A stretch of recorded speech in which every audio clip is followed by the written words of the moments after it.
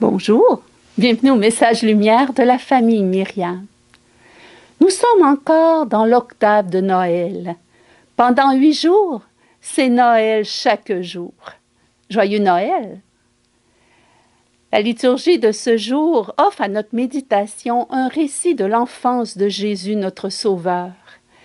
Le mystère de sa présentation au temple par Marie et Joseph, qui obéissent à la loi de Moïse. Tout premier-né de sexe masculin sera consacré à Dieu. Nous sommes donc dans un contexte de consécration. Jésus est consacré à Dieu comme fils premier-né. Mais Anne, fille de Phanuel, est elle aussi consacrée à Dieu dans le temple. Qui est Anne?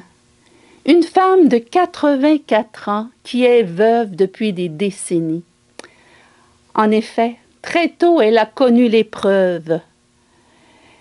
Elle a perdu son mari et elle se retrouve seule.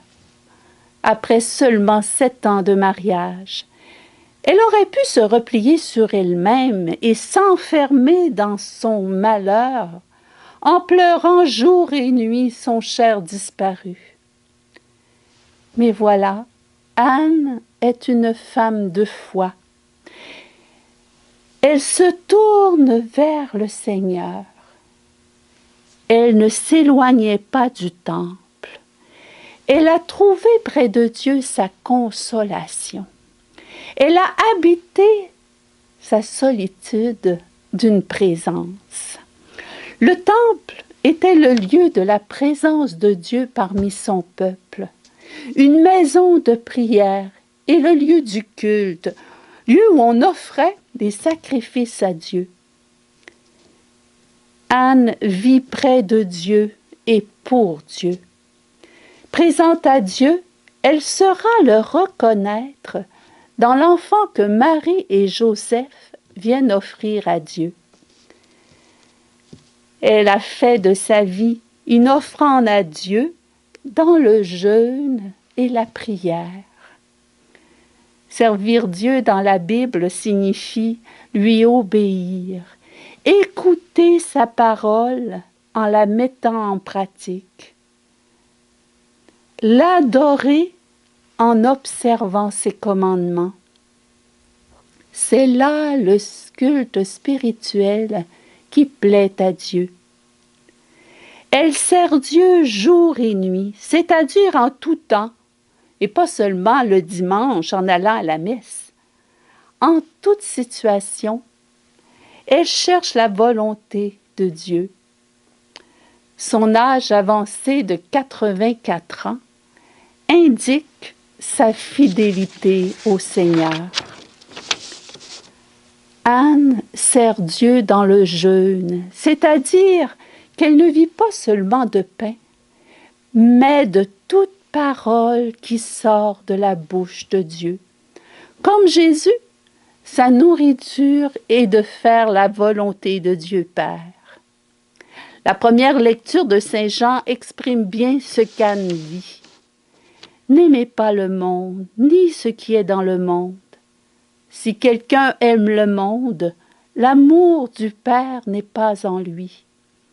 Tout ce qu'il y a dans le monde, la convoitise de la chair, la convoitise des yeux, l'arrogance de la richesse, tout cela ne vient pas du Père, mais du monde. Or, le monde passe et sa convoitise avec lui, mais celui qui fait la volonté de Dieu demeure pour toujours. Anne a renoncé au monde et à ses convoitises, et elle a choisi de faire la volonté de Dieu et de vivre pour Dieu seul. Par mon baptême, n'ai-je pas renoncé à Satan et à ses œuvres de mort, et choisi de vivre pour Dieu? Où en suis-je? Que dois-je faire pour connaître la volonté de Dieu? méditer et écouter sa parole, écriture ou événement, dans la prière. À 84 ans, on pourrait croire que cette femme ne peut plus rien faire, qu'elle ne sert à rien pour la société, qu'elle est inutile. Pas pour Dieu. Pour Dieu, sa vie, sa pauvreté même est d'une infinie valeur. Elle transmet l'espérance. Anne est âgée. Sa vue et son audition ont baissé, et pourtant, elle sait reconnaître son Sauveur.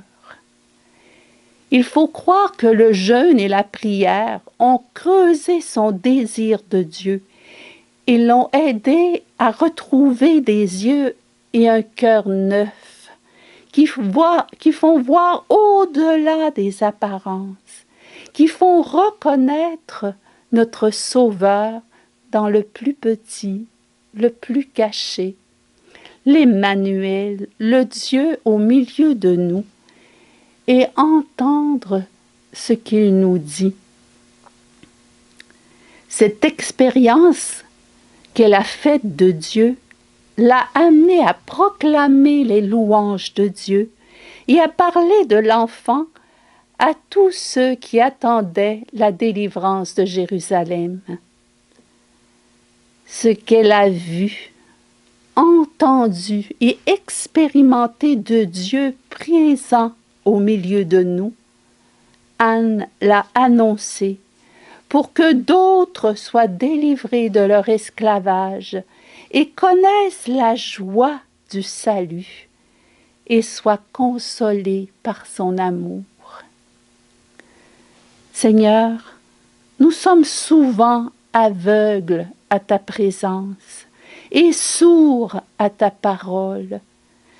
Viens donc en ce temps de Noël consacrer nos yeux et nos oreilles pour que nous puissions reconnaître ta présence agissante dans notre vie et entendre ce que tu veux nous dire à travers les événements et les personnes, afin que, comme Anne, nous puissions te servir dans la louange et témoigner de notre espérance en toi, notre Sauveur et notre Dieu.